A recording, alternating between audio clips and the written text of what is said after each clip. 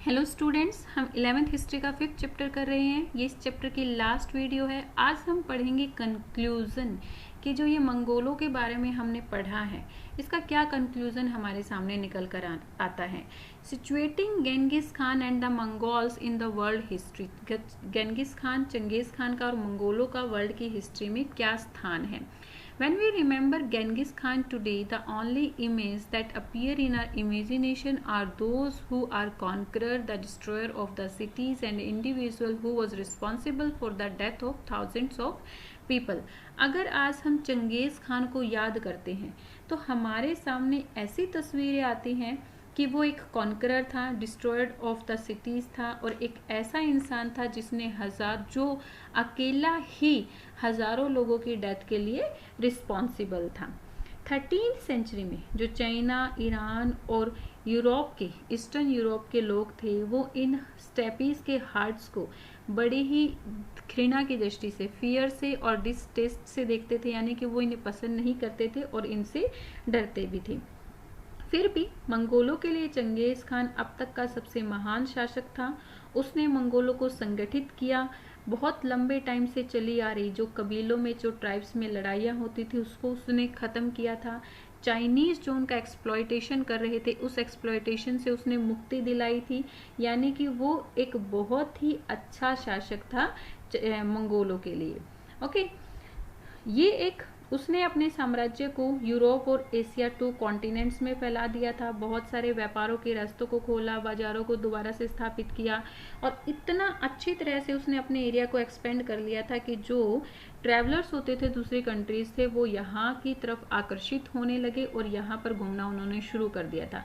जैसे वेनिस के Marco Polo, वो वेनिस के एक ट्रैवलर थे जो कि मंगोलिया एम्पायर में आया और उसने चंगेज खान और उसके डिसेंडेंट किस तरह से रूल कर रहे हैं इन सब के बारे में देखा और अपनी ट्रैवलॉग में लिखा।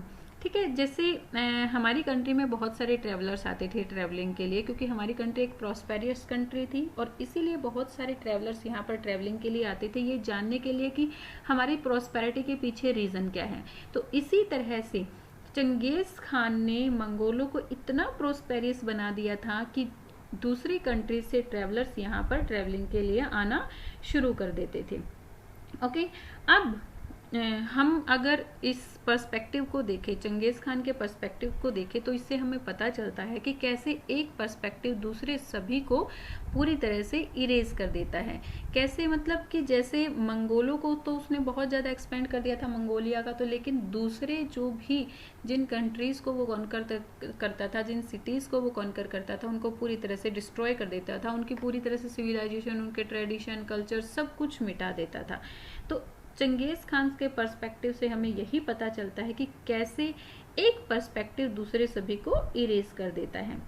ठीक है, beyond the opinion of the defeated sedentary people, जो ये सेडेंट्री पीपल थे यानी कि सेटल्ड जो कम्युनिटीज थे, अगर इनके विचार से हम दूसरी तरफ देखें तो 13th सेंचुरी में मंगोल का जो छोटा सा राज्य था उसके बारे में सोचिए। वहाँ पर विभिन्न मतों और फेथ्स वाले लोग इकट्ठा मिलकर रहते थे। हालांकि जो ये मंगोल शासक थे ये भी अलग अलग फेथ से को मानते थे, मतलब इनके भी अलग अलग फेथ्स थे जैसे कि शमन, बौद्ध, क्रिश्चियन और इस्लाम। लेकिन उन्होंने सार्वजनिक नीतियों पर कभी भी अपने व्यक्तिगत मत नहीं थोपे, यानी कि जिस तरह इस्लाम लोग करते थे। वो क्या करते थे, वो लोगों को यही कहते थे कि भाई हाँ, हमारा धर्म सबसे बेस्ट है और या तो तुम उसे अपनाओ या फिर हमारे धर्म के नियमों के अकॉर्डिंग चलो। दूसरे धर्म को मानने वाले लोग होते थे वो उनसे टैक्स लेते थे, लेकिन मंगोलों ने ऐसा कभी भी नहीं किया। उनकी जो मिलिट्री थी या उनका जो एडमिनिस्ट्रेशन था उसमें अलग अलग जातियों के लोग, अलग अलग लैंग्वेज को बोलने वाले, अलग अलग धर्मों के बोलने वाले लोग रहते थे, जिनको इस संविधान में किसी टाइप का कोई भी डर नहीं होता था। यह उस समय के लिए जो ऐसे एक असामान्य सी बात थी और दूसरे लोगों के लिए एक एग्जाम्पल था। जैसे कि इस्लामिक जो हमारी कंट्री में जो मुस्लिम लोग थे, मुगल शासक थे, उनके लिए एक एग्जाम्पल बन गया था कि ये लोग मंगोलों को फॉलो करें, कि मंगोलों को अपना मॉडल बनाएं और उन्हीं को फॉलो करें, कि जिस तरह मंगोल अपने धर्म को मानने के साथ साथ दूसरे धर्मों को भी रिस्पेक्ट करते हैं, सेम मुगल्स को भी यहाँ पर इंडिया में करना चाहिए था। बट ऐसा कुछ नहीं हुआ था, मुगल्स सिर्फ अपने रिलीजियस को ही इंपॉर्टेंस देते थे। Okay, Mongol, the nature of the documentation on the Mongol and any nomadic rhythm, जो मंगोल और दूसरे जो नोमैडिक शासन थे उससे हमें किसी टाइप का ऐसा कोई डॉक्यूमेंट्स नहीं मिला है जिससे ये समझा जाए कि ऐसा कौन सी प्रेरणा थी, ऐसा क्या चीज था जिसकी वजह से चंगेज खान ने अपने इस इतने बड़े साम्राज्य को शुरुआत की थी।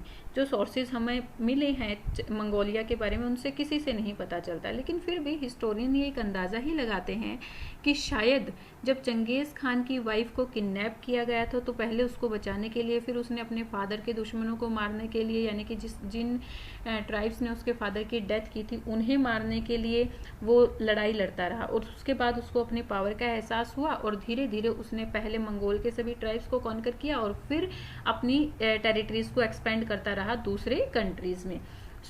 हो सकता है कि ये एक रीजन हो, लेकिन हिस्टोरियंस के पास ऐसा कोई प्रूफ नहीं है कि शायद कि यही एक रीजन था। इसके लिए इस टाइप का हमें कोई भी डॉक्यूमेंट्स नहीं मिलता है।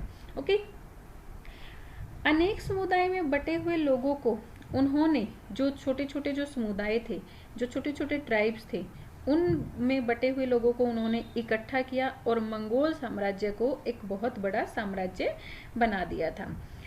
ये इतना शक्तिशाली बन गया था 13th सेंचुरी में, 13th और 14th सेंचुरी में, कि जो दूसरे एम्परर होते थे वो अपने आप को एम्पायर घोषित करने में भी डरते थे। जैसे कि तैमूर, फॉर एग्जाम्पल तैमूर अपने आप को विश्वव्यापी राज्य की आकांक्षा रखता था और उसने अपने आप को राजा घोषित करने में हेजिटेशन हुई उसको, क्योंकि वो चंगेज खान का डिसेंडेंट नहीं था। लेकिन फिर भी जब उसने अपने आप को एम्परर घोषित किया, अपनी इंडिपेंडेंट सॉवर्जिनिटी उसने डिक्लेयर की, तो उसने यही कहा कि वो चंगेज खान की फैमिली से रिलेट करता है और वो चंगेज खान का सन इन लॉ है, उसका दामाद है। मीन्स इतना उनकी पावर एक्सपेंड हो गई थी कि दूसरे जो एम्परर थे वो अपनी सॉवर्जिनिटी को घोषित करने में, डिक्लेयर करने में भी उस टाइम पर डर रहे थे। आज today after decades of Soviet control के डिकेड्स, मतलब बहुत दिनों तक, बहुत लंबे टाइम तक मंगोलों के ऊपर सोवियत का कंट्रोल रहा, रसिया का कंट्रोल रहा। लेकिन अब जो है रसिया से इन्होंने अपने इंडिपेंडेंट को ले लिया है। इन्हें 11 जुलाई 1921 में आज़ादी मिली थी बेटा। अब इन्होंने अपनी इंडिपेंडेंट पाने के बाद मंगोलियों ने अपनी दोबारा से अपनी एक पहचान बना ली है। वो आज भी चंगेज खान को एक ग्रेट नेशनल हीरो की तरह समझते हैं कि हाँ वो एक ग्रेट नेशनल हीरो था। उसकी जो उपलब्धियां थी उनको जो है वो पब्लिकली बड़े ही प्राउड के साथ लोगों को बताते हैं। मंगोलियों का इतिहास इस निर्णायक समय पर चंगेज खान को फिर से मंगोलों के लिए एक आराध्य व्यक्ति के रूप में उभर कर सामने आया है, यानी कि मंगोल आज भी उसको एक महान नेता समझते हैं और ये समझते हैं कि शायद चंगेज खान ही ऐसा है जो फिर से मंगोलों को एकत्रित करेगा और इस राष्ट्र को भविष्य की ओर, फ्यूचर की ओर ले जाएगा। ओके, यहाँ पर हमारा ये चैप्टर खत्म होता है। हमें पता चलता है कि कैसे मंगोल चंगेज खान को एक हीरो की तरह वो लोग पूछते हैं, नेशनल हीरो, मंगोलिया का जो हीरो है उसकी तरह पूछते हैं। ठीक है, कि क्योंकि उसने ही उन सबको इकट्ठा किया था, वहाँ के एक्सप्लॉयटेशन, लोगों का जो एक्सप्लॉयटेशन हो रहा था सेटल्ड कम्युनिटीज के थ्रू, उसको भी उसने खत्म किया था। यहाँ पर हमने पढ़ा कि कैसे मंगोलों ने एक छोटे से नोमैडिक ट्राइब से इतने बड़े एरिया को एक्सपेंड कर लिया था। चैप्टर कंप्लीट होता है। आई होप आपको ये पूरा का पूरा चैप्टर क्लियर हो गया होगा। Please tell me in comment section, like and share my videos and subscribe my channel. Thank you, bye bye, keep learning.